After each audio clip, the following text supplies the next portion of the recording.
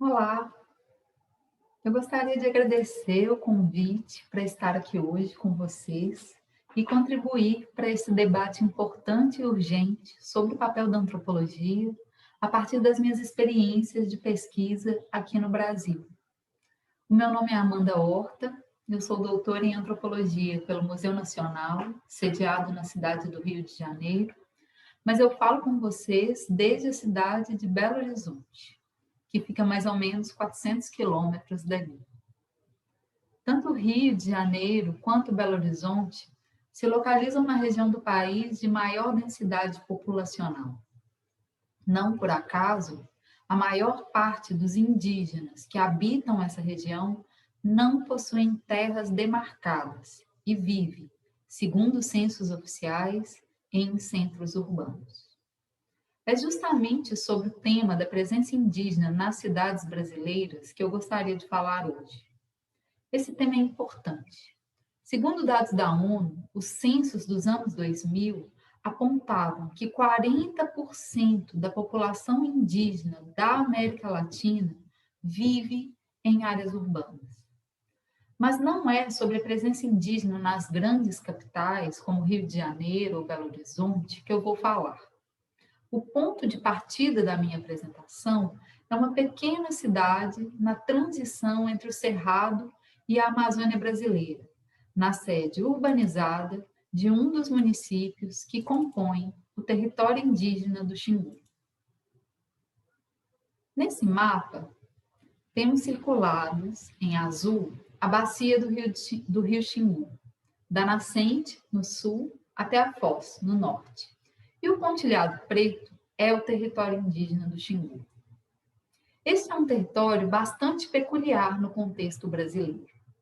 Criado em 1961 como um parque, o Parque Nacional do Xingu, ele pretendia proteger e salvar indígenas, fauna e flora dos avanços da colonização. Para salvar os indígenas afetados pelas doenças e violências do contato, povos inteiros foram transferidos para esse território e outros que já habitavam a região demarcada se viram então confinados no interior dessas novas fronteiras. Hoje, ali vivem 16 povos indígenas em mais de uma centena de aldeias, pessoas com culturas diferentes e que falam línguas de 4 famílias linguísticas diferentes, além de uma língua isolada. Os indígenas sempre transitaram em seu território e além, antes e depois da demarcação. Nos anos 1990, começam a ser abertos os primeiros caminhos que ligam a beira dos grandes rios até as cidades do entorno. Canarana, marcada aqui nesse mapa de cinza, e aqui nesse segundo mapa, a gente vê a pontinha cor-de-rosa dela no canto inferior direito, pegando um pedacinho do território indígena do Xingu. É uma dessas cidades cujo centro urbanizado, que fica fora do território indígena, começa a ser ligado por estradas até os grandes rios. Em 2010, a Fundação Nacional do Índio transfere o centro responsável pelo Xingu para a sede de Canarana, que fica bem próxima do território, e inclui muitos indígenas em seu quadro de funcionários. Além disso, começam a ser abertas agências de banco, associações, lugares que tiram documentos na cidade. E os indígenas começam a transitar cada vez mais entre o território e Canarana.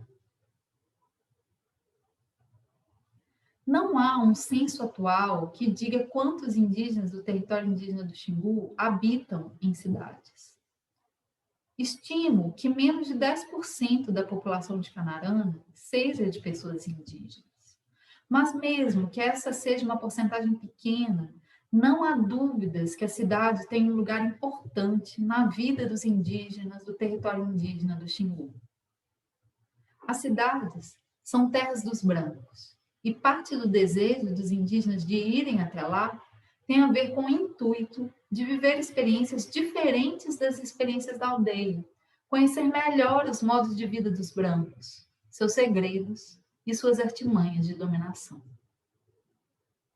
Quando eu cheguei em Canarana pela primeira vez, no ano de 2014, debates inflamados questionavam se a Casa de Saúde Indígena, a CASAI, deveria ou não deveria ser utilizada pelos indígenas que moram na cidade.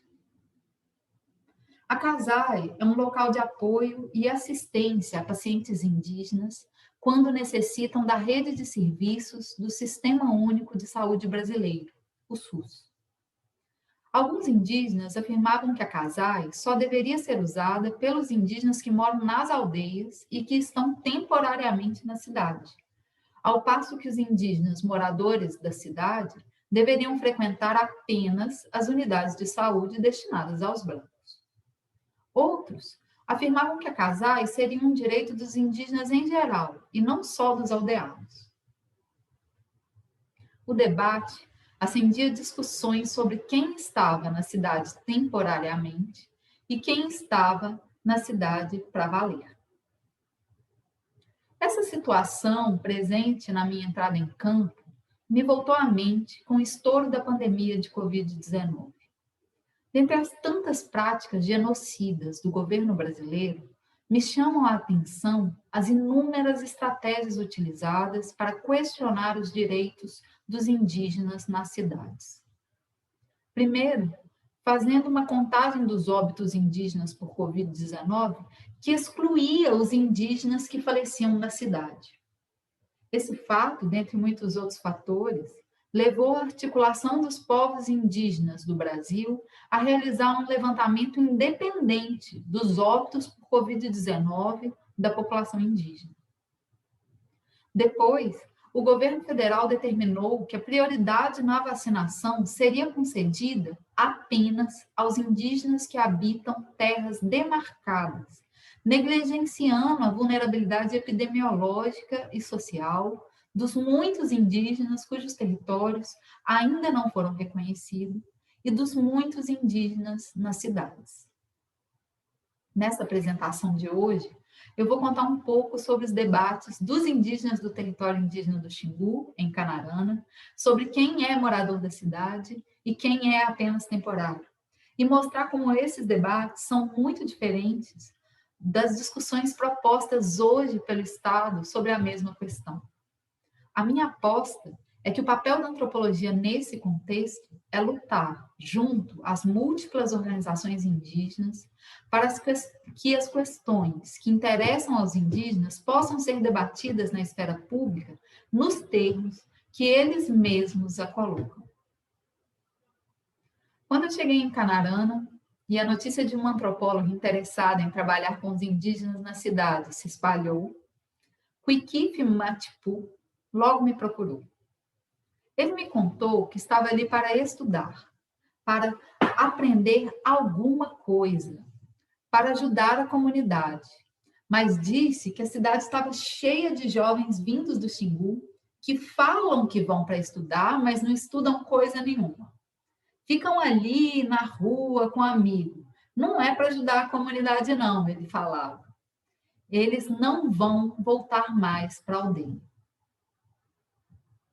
A fala de Kuikifi apontava algo que eu aprenderia aos poucos, que para os indígenas do território indígena do Xingu, o que mais interessa saber sobre o deslocamento de um indígena da aldeia para a cidade é se a pessoa que se desloca o faz com o respaldo de sua comunidade.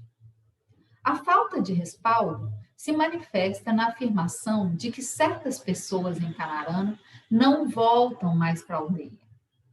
Essa avaliação é tida como altamente pejorativa, pois afirma que o indígena em questão não tem mais controle sobre si, sobre seus desejos e sobre suas transformações. Ele não volta, não acostuma com a aldeia, me disseram sobre um homem cuicu. Segundo diziam, esse homem não voltava mais para a aldeia, pois ele não conseguia fazê-lo. Para transitar entre espaços, corpos e perspectivas, uma pessoa precisa ser capaz de se acostumar com os lugares por onde passa. E Quiquife, claro, dizia que ele era sim capaz de se acostumar com a aldeia outra vez. Sobre as pessoas que não voltam mais para a aldeia, dizem que elas não se acostumam mais com a aldeia, que elas não se adaptam àquilo que por lá é costume. Viver em comunidade, dormir na rede, comer peixe, banhar no rio, fazer roça.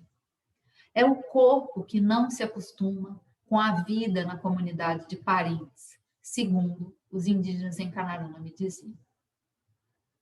O que está em questão para os indígenas do território indígena do Xingu, ao falar de residência na cidade, é se a pessoa que se desloca é capaz de, mesmo distante, manter boas relações com a comunidade.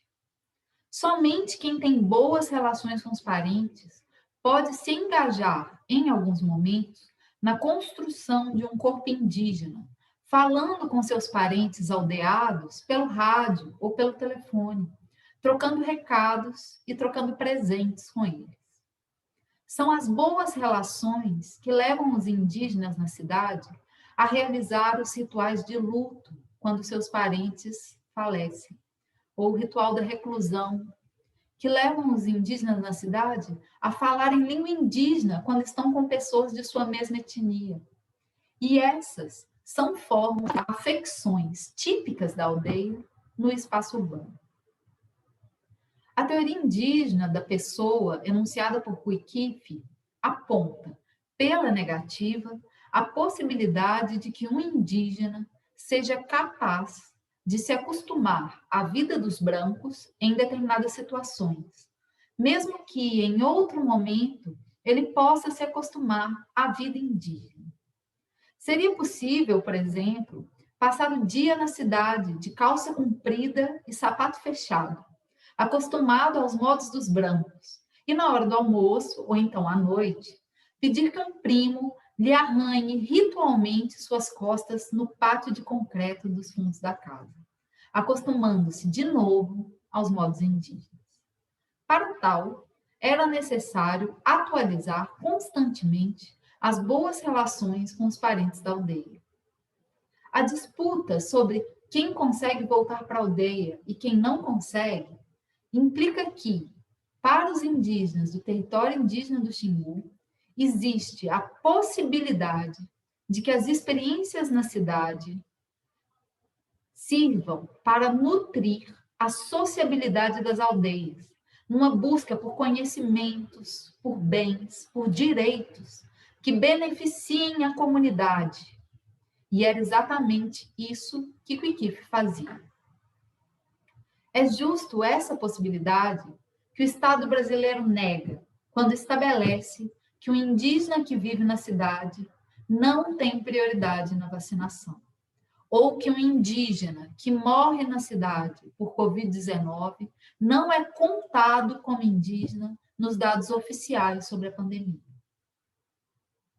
Diante desse descompasso entre o modo indígena de entender suas vidas e o modo como o Estado as entende, no ano de 2020, pela primeira vez, a articulação dos povos indígenas do Brasil foi ao judiciário contestar a falta de um plano emergencial de proteção aos povos indígenas durante a pandemia.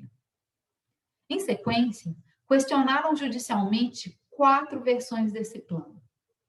Fazendo coro à APIB, estão instituições importantes de ensino e pesquisa, com envolvimento de inúmeros colegas antropólogos.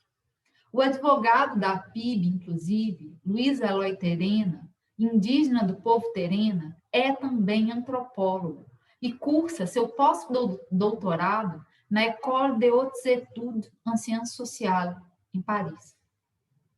A antropologia é uma disciplina bastante atraente para os indígenas e vem se mostrando uma ferramenta importante na apropriação destas lutas, ajudando a evidenciar que o embate não é apenas político, ele é cosmopolítico, ele extrapola as lógicas do Estado, as lógicas dos brancos. Hoje, Eu sou uma das co-investigators da pesquisa Respostas Indígenas à Covid-19, Arranjos Sociais e Saúde Global, financiada pela UKRI-MRC. A pesquisa é realizada de forma remota, por meio de uma rede de pesquisadores indígenas e não indígenas em todo o território brasileiro, e investiga como os povos indígenas estão vivenciando a pandemia da Covid-19. Fazer antropologia nesse contexto é atualizar a corresponsabilidade que temos nas lutas indígenas. Eu discuti como é morar na cidade com os indígenas em Canarana muitas vezes, mas a tese de doutorado eu assinei sozinha. Agora, assinamos juntos os textos produzidos na pesquisa, trazendo para o debate público questões relativas aos povos indígenas com a complexidade que os indígenas mesmos atribuem a essas questões. No meu entendimento, esse é o papel da antropologia que fazemos, tantos de nós, hoje, no Brasil. Muito obrigada.